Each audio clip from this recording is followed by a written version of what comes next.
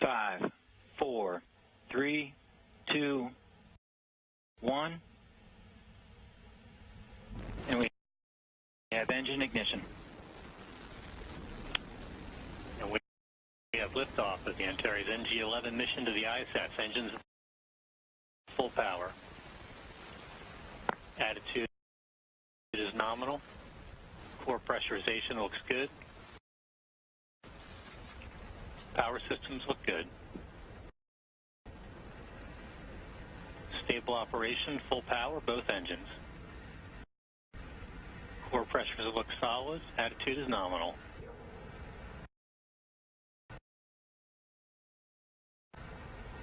TVC is nominal. Power systems look good.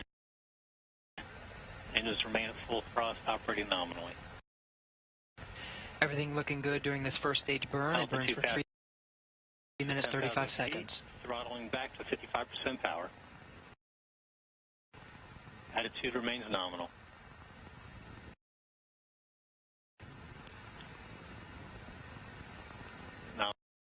Nominal operation at 55% power. Throttling back up to full power. Engines are back to full power.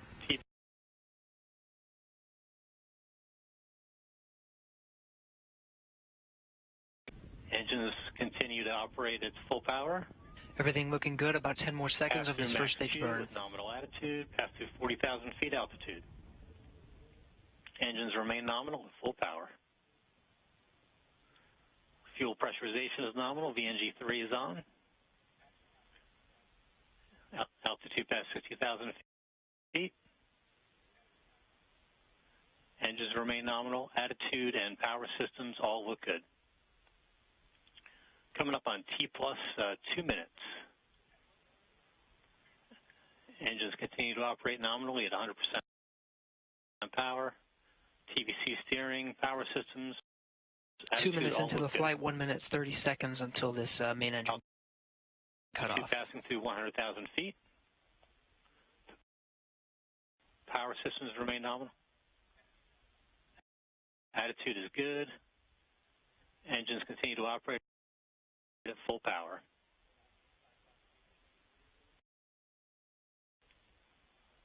Engines remain nominal. Power systems are good. Attitude is nominal. Core pressures look nominal.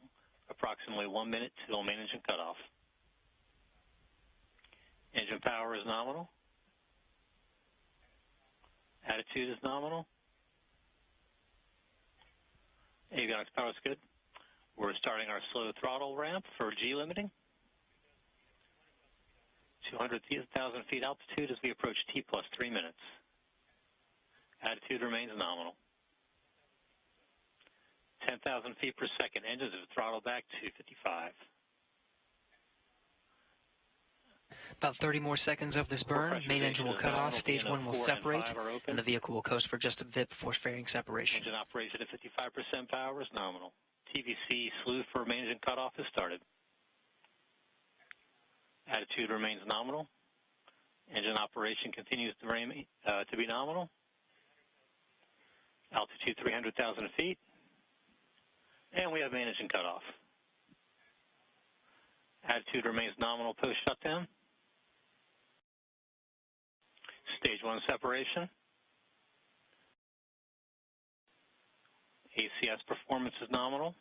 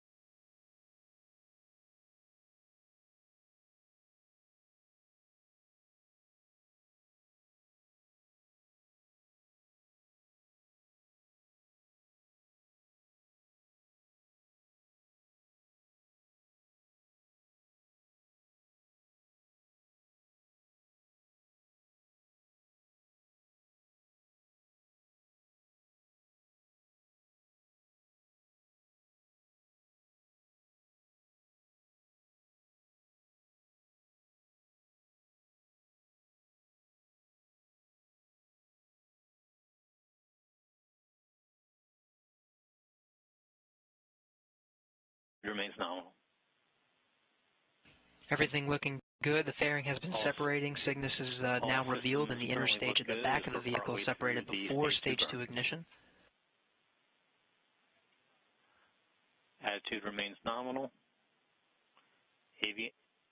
Avionics power systems and temperatures all look good. Again, this is solid rocket fuel. The entire thing will burn out over the course of 2 minutes, 30 seconds. Everything looking good so far. Altitude is 170 kilometers. Power systems look good.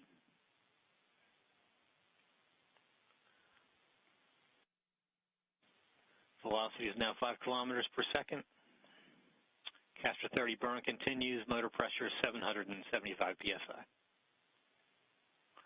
Attitude remains nominal. All systems look good at this point. Avionics power looks nominal. Attitude is nominal. Just minor activity from the stage 2 attitude control system during the motor burn. TVC is nominal. Power is good. Motor pressure is now approximately 685 psi. Velocity 6 kilometers per second. Attitude is nominal. Altitude is 200 kilometers. Stage 2 TVC looks good. Power is nominal. Motor pressure just entering its slow tail off, now dropping below 500 psi. TVC remains nominal. Power is good. 7 kilometers per second velocity. Attitude is nominal. Altitude is 205 kilometers. And we have stage 2 motor burnout. We'll now coast for approximately 2 minutes prior to Cygnus spacecraft separation.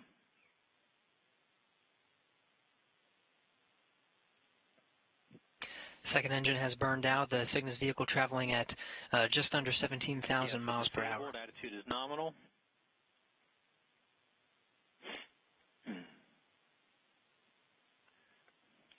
All systems look good. Second stage attitude control system is starting to reorient the vehicle for payload separation. Attitude remains nominal. Loss of signal on motor cone and stage 1.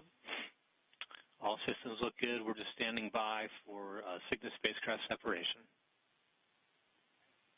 Attitude remains nominal.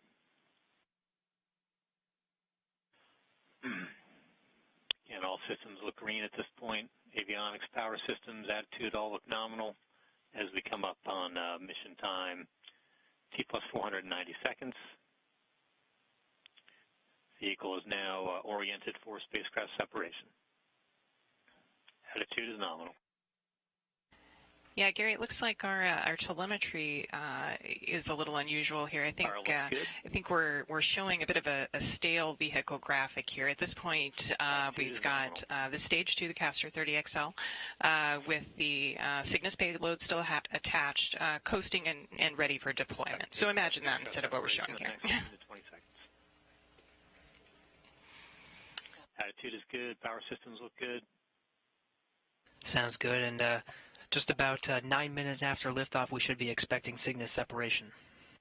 All systems nominal at this point.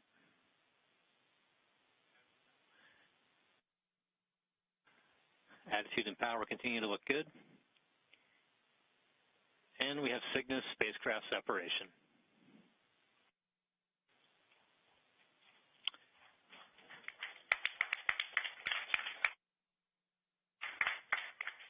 Antares is reorienting for the collision and contamination avoidance maneuver. Insertion orbit looks nominal.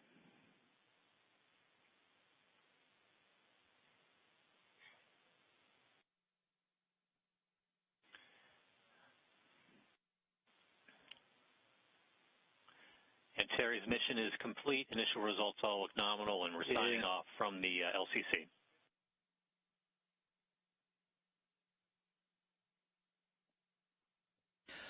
Launch Control reporting a good ascent of the Cygnus vehicle on top of the Antares rocket, carrying it on its 9-minute journey into an orbital insertion. 7,600 pounds of cargo inside will make its way to the International Space Station over the next day and a half, ready to rendezvous with the station Friday at 4:30 a.m. Central Time. Loss of signal on the avionics link. A series of a few milestones before we get to that point.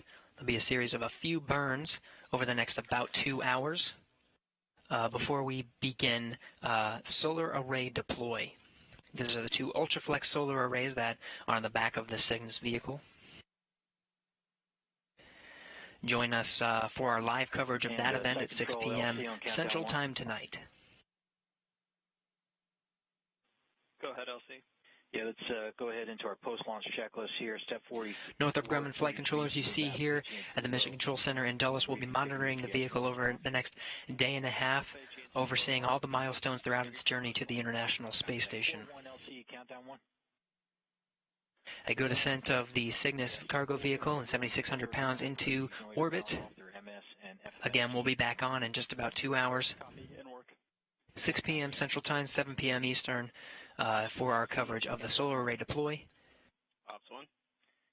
We'll conclude coverage and then come back for a capture on Friday, April 19th, scheduled for 4:30 a.m. Central Time.